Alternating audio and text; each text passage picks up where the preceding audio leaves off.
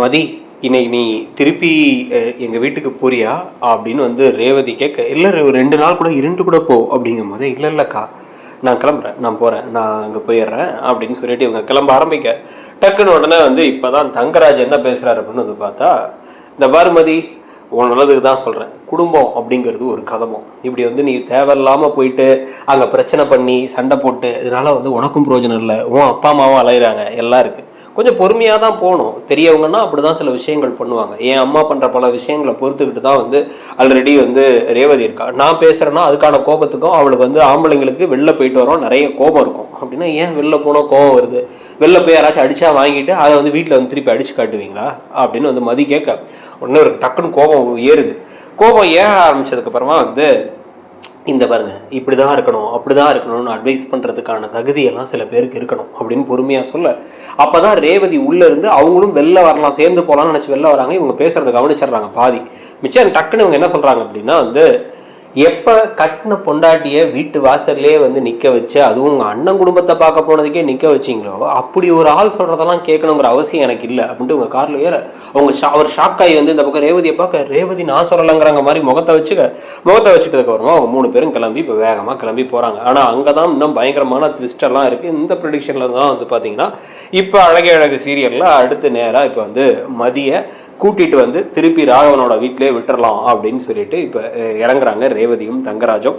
So இப்போ இறங்கி அவங்க உள்ளார வரும்போதே வந்து பார்த்தா, அப்போதான் வந்து மலரு மாமாவுக்கு வந்து ஒரு காஃபி கொண்டுரு, எனக்கு வந்து ஒரு டீ போட்டு வா, அப்படியே வந்து அந்த பஜ்ஜி ஒன்று வாங்குறதுக்கு அந்த பஜ்ஜி மாவெல்லாம் வாங்கிட்டு வந்தோமே, பஜ்ஜியும் ஒன்று போட்டு வச்சிரு அப்படின்னு வந்து சொல்லிட்டு இருக்காங்க. சொல்லிட்டு இருக்கோன்னா இவங்களும் அங்கிட்டு உருண்டு எல்லா வேலையும் பாவமாக மலர் செஞ்சுக்கிட்டு இருக்காங்க. மலர் செஞ்சுக்கிட்டே இருக்கும் பொழுதே வந்து பாக்கியராஜ் அப்போ தான் வந்து அவரும் அப்படியே பரிதாபமாக வராரு. வந்துட்டு, மலரு உனக்கு இன்னைக்கு நிறைய வேலை இல்லை, மதியானமும் வேலை, இப்பயும் பஜ்ஜியெல்லாம் போட சொல்கிறாங்க அப்படின்னோடனே, வேலை செய்ய தானே அந்த வீட்டுக்கு வந்திருக்கேன், என்ன வீட்டில் வாழ்கிறதுக்காக வந்திருக்கேன், விடுங்க, அதுக்காக எனக்கு யாரும் எதுவும் கேட்க போகிறதில்ல அப்படின்னு மலர் எப்பயும் போல தனியாக புலம்பிக்கிட்டு இருக்காங்க.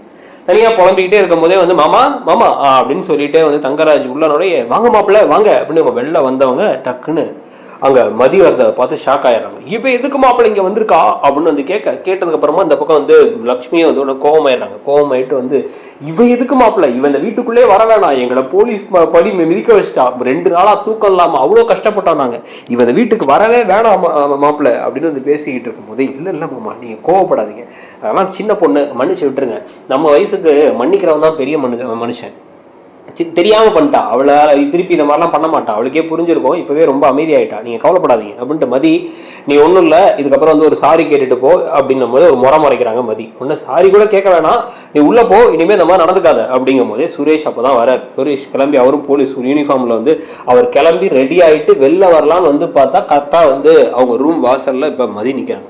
நின்னதான் பார்த்தோன்னே ஒரு ஷாக் ஆகி முறைச்சு பார்க்குறாரு. பார்த்து வந்து, நீ எங்கே இங்கே வந்த அப்படின்னா வந்து, ஏன் நான் இங்கே வரக்கூடாது, இதானே என் வீடு அப்படின்னு உங்கள் நேரம் உள்ளே நுழையிறாங்க. நுழைஞ்ச உடனே, என்ன நான் வந்து சொல்லிட்டு இருக்கேன், நீ பேசாமல் வந்து உள்ளே நுழைஞ்சிக்கிட்டு இருக்க அப்படிங்கும் போதே அவங்க வந்து பேகை வச்சுட்டு அப்படியே அந்த பக்கம் நடந்து போயிட்டு அந்த ஷால் எடுத்து ஒன்று போட்டுட்டு இந்த மாற்றி போட்டுட்டு அப்புறமா வந்து டக்குன்னு வந்து அவங்க பொட்டு எடுத்து அந்த பக்கமாக வச்சுட்டு இந்த பக்கமாக அப்படியே மெதுவாக நடந்து ஒன்று எடுத்து வச்சுட்டு இருக்காங்க. எடுத்து வச்சுட்டு இருந்தோன்னே, என்ன நினச்சிட்டு இருக்கோம் மனசில் அப்படின்ட்டு இருக்கும்போது வேகமாக கோவமாக வெளில வராங்க.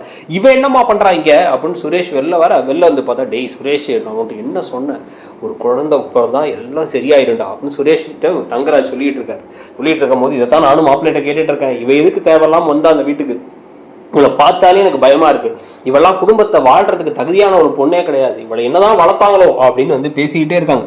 பேசிக்கிட்டே இருக்கும்போது வந்து மாப்பிள்ள ஏற்கனவே சுரேஷால தாங்க முடியாத அளவுக்கு கோபுற அளவுக்கு இவன் நடந்துக்கிட்டனால அவன் கையையே ஓங்கணும். அடுத்த தடவை தெரியாம அடிச்சிட்டான்னா அவ்வளவுதான், உயிரே போயிடும். ஏன்னா வந்து என்ன நினைச்சுக்கிட்டு இருக்கா, இப்படி வந்து பொம்பளைனா என்ன வேணாலும் பேசலாம், ஆம்பளைக்கு சரி சமம் நினைக்கிறாளா, ஒரு அடி அவன் விட்டானா என்ன ஆவாய்வ அப்படின்னு ராகவன் பேசிட்டு இருக்கும் போதே வந்து, அப்பா என்னப்போ இப்படிலாம் பேசுறீங்க அப்படின்னு ரேவதியும் இந்த பக்கம் வந்து பாக்கியராஜன் சொல்ல வரும்போதே வந்து, என்னடா உண்மையதானே சொல்றேன், கோவப்படுத்தினா கோவம் வரதான் செய்யும் ஆம்பளைக்கு, உடனே அடிக்கதான் கை வாங்குவானுங்க, கை வாங்கினா வந்து தாங்குவாளாய்வ அப்படின்னு வந்து பேசிக்கிட்டே இருக்க, திருப்பி அதே வயசு திருப்பி கேட்குது. அப்படி எக்கோ அடிச்ச மாதிரி வந்து, அவ கோவம் வந்தா ஆம்பளை அடிக்கதான் செய்வான், அடிச்சா தாங்குவாளாய்வ, உயிரே போயிடும் அப்படின்னு வந்து சொல்றது திருப்பி கேட்குது. என்னடா கேட்குதுன்னு இந்த பக்கம் பார்த்தா கையில் அதை வீடியோ எடுத்துக்கிட்டே உள்ளார நடந்து வராங்க அப்படியே மதி. நடந்து வந்துட்டு இப்போ நீங்கள் பேசுனது நான் உள்ளே வந்ததுலேருந்து நீங்கள் என்னென்ன பேசுனீங்க, எப்படி பேசுனீங்க அப்படிங்கிறதுலாம் அந்த வீடியோவில் இருக்குது. அதே மாதிரி ஒரு முக்கியமான விஷயத்த உங்கள்கிட்ட சொல்லணும். அந்த ஸ்டேஷனில் வந்து தவளை தன் வாயால் கெடும்ல அப்படிங்கிற மாதிரி நீங்கள் 2 பேர் அங்கே வந்துட்டு இவளா ஒரு பொண்ணா இதுவா அதுவா அப்படி பேசினா இப்படி பேசினா என்னென்னவோ பேசுனீங்களே. நான் இதெல்லாம் எதுவுமே உங்களை பற்றி பேசவே இல்லை. அந்த இன்ஸ்பெக்டர் சொன்ன மாதிரி உங்கள் பையன் சுரேஷ் எப்படி நடந்துக்கிட்டாருங்கிறத பற்றி தான் சொன்னேன். நீங்களாம் செல்ஃப் கோல் போட்டு அப்ரூவர் ஆகிட்டு வந்து நின்னீங்க. இப்பயுமே ஒன்றும் இல்லை. என்கிட்ட அன்னைக்கு நீங்கள் பேசுனீங்கல்ல, உண்மையாக என்ன பேசுனீங்க ஞாபகத்தில் இருக்கணும் உங்களுக்கு. நான் ஏதோ வார்த்தை கேட்டேன், உங்களுக்கு நெஞ்சு வலி வந்துருச்சு அப்படின்லாம் பேசிகிட்டு இருந்தீங்க அப்படின்னு வந்து இவங்க அப்படியே முடிக்கிறாங்க. முடிச்ச உடனே இதான் அது அப்படின்னு ஒரு வீடியோ அப்படி போட்டுடுறாங்க. போட்டால் அன்னைக்கு முதல்ல சண்டையில் நடந்த வீடியோ. அந்த வீடியோவில் வந்து பார்த்தா அது வந்து அவங்க பேசிகிட்டே இருக்கும்போது நான் ஆடியோவில் ரெக்கார்ட் பண்ணிட்டேன். அந்த ஆடியோ தான் அது அப்படின்னு அந்த ஆடியோவை போட்டு காமிக்கிறாங்க. ஆடியோவை போட்டு காமிச்சா இவங்க பேசிக்கிட்டே இருக்கும்போது வேணும்னே வந்து வளர்ப்பு சரியில்லைன்னு சொல்லிட்டு மதியை பற்றி லக்ஷ்மி பேசினதும் இவங்க வந்து என் வளர்ப்புலாம் கரெக்டாக தான் இருந்துச்சு, உங்கள் பிள்ளை இது என்ன அப்படின்னு இவங்க திருப்பி தான் கேட்குறாங்கிறதும் அதில் தெளிவாக ரெக்கார்டாக இருக்குது. யார் முதல்ல வளர்ப்பை பற்றி பேசினா, யார் முதல்ல என்ன பேசினாங்கிறது இதில் இருக்குது. இதை போட்டு நான் அன்றைக்கே உங்கள் பையன்ட்டே காமிச்சு நீங்கள் தான் மோசம்னு சொல்லியிருக்கலாம். ஆனால் அவர் காது கொடுத்து கேட்க போகிறதும் இல்லை, அதெல்லாம் சொல்லணும்னு எனக்கு அவசியமும் இல்லை. ஆனால் ஏன் பாதுகாப்புக்காக இதை வச்சுக்கிட்டேன். இப்போ இந்த வீடியோ இந்த ஆடியோ ரெண்டையுமே நான் அனுப்பிவிட்டுறேன்னு இருக்கேன் அந்த இன்ஸ்பெக்டருக்கு. அனுப்பிச்சுட்டா இப்போ என்ன ஆகும் அப்படிங்கிறத யோசிங்க. அவர் ஏற்கனவே சொல்லிட்டார். அதனால இந்த மாதிரி வந்து தேவையில்லாமல் சின்ன பிள்ளைத்தனமாக பேசுறது, அடிச்சிருவேன் கொன்றுவேன் பெரிய ரவுடி மாதிரி பேசுறதெல்லாம் வச்சுக்காதீங்க. இதெல்லாம் உங்களுக்கு செட் ஆகாது. உங்கள் பையன் ஒரு போலீஸ்காரர் குடும்பமாக நடந்துக்குங்க, நீங்களும் கொஞ்சம் போலீஸ்காரர் மாதிரி நடந்துக்குங்க அப்படின்னு சுரேஷை பார்த்து சொல்ல. சுரேஷ்க்கு அப்படியே கோவம் வருது. கோவம் வந்து சுரேஷ் அப்படியே வந்து முறைக்கிறாரு. முறைச்சிட்டு இருக்கும் போதே டக்குன்னு இந்த பக்கம் திரும்பி இப்போ என்ன சொல்கிறாங்க அப்படின்னா வந்து இதே மாதிரி இன்னொரு விஷயமும் இருக்குது. இந்த வீட்டில் எனக்கு நடக்கிற கொடுமைகள் தாண்டி அன்னைக்கு நான் வந்து ஏன் இவங்கள்ட்ட நான் கோவப்பட்டேன், இவங்கள்ட்ட ஏன் சுயமரியாதை இல்லைன்னு சொன்னேன் அப்படின்னா அவங்க பாசம்னு நினச்சி உங்கள் எல்லாத்தையும் செஞ்சுக்கிட்டு இருக்காங்க. ஆனால் நீங்கள் வேஷம் போட்டுட்டு அவங்க குடும்பத்தோட பழக கூட விடாமல் மலர வேலை வாங்கிக்கிட்டு இருக்கீங்க. என்னென்ன வேலை வாங்குறீங்க, எப்படி நடத்துறீங்க, அவங்களை என்னென்ன வார்த்தை பேசுறீங்க, ஒரு நாள் அவங்க ட்ரிப்பு போனதுக்கு என்னென்ன ட்ராமா போட்டிங்கன்னு எல்லாம் எனக்கு தெரியும். அவங்களுக்கு அது தெரிஞ்சாலும் பாவன்னு விட்டுட்டு இருக்காங்க. நான் கோவப்படுறத விட அவங்க கோவப்படுறதுக்கான நாள் வரும். வராட்டியும் என்னைக்கு வேணாலும் எனக்கு ஏதாவது ஒரு பிரச்சனை நடந்துச்சுன்னா இவங்களையும் சேர்த்து நீங்கள் என்னென்ன கொடுமைப்படுத்துறீங்கிறத சேர்த்து சொல்லிட்டு தான் போவேன். வீட்டுக்கு வந்த மருமக அப்படின்னா வீட்டுக்கு வாழ வந்த இன்னொரு மகள்னு அர்த்தம். ஆனால் அதை விட்டுட்டு நீங்கள் வீட்டுக்கு வந்த மருமகள்லாம் வந்து அப்படியே அடிமை மாதிரி நடத்தலாம், வீட்டு வேலைக்கு ஆள் வச்சுக்க தேவையில்ல, அவங்களே வேலை வாங்கிக்கலாம் அப்படின்னு நினச்சிக்கிட்டு இருந்தீங்கன்னா அதுக்கு ஏதுவாக என்னைக்கு என்ன நடக்கணுமோ அது நடக்கும். என்னைக்காச்சும் ஒரு நாள் நான் வெடிக்கிற அளவுக்கு இல்லாட்டியும் உண்மையா தப்புன்னு சொல்ற அளவுக்கு இவங்களும் கேட்பாங்க நான் நம்புறேன். அதுக்காக மட்டும் தான் உங்கள்கிட்ட சுயமரியாதை இல்லைன்னு நான் சொன்னேன்.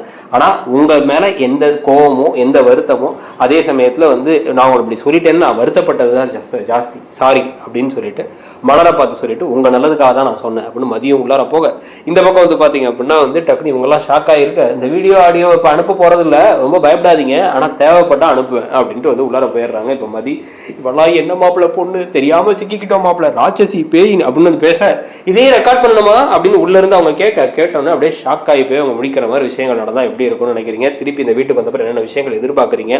அழகிய அழகு சீரியல் எப்படி போகுது, மகாநதி சீரியல் முடிஞ்சதை பற்றி உங்க கருத்து என்ன, வேற எந்த சீரியலுக்கான ப்ரெடிக்ஷன் போடலாம் அப்படிங்கிறதையும் சொல்லிட்டு அப்படியே மறக்காம இடம்பொருள் சேனலை சப்ஸ்கிரைப் பண்ணலாம். சப்ஸ்கிரைப் பண்ணி நம்மளுடைய மற்ற வீடியோஸ் பார்க்கறதுக்கு அந்த பெல் ஐக்கானை கிளிக் பண்ணிக்கங்க. தேங்க்யூ.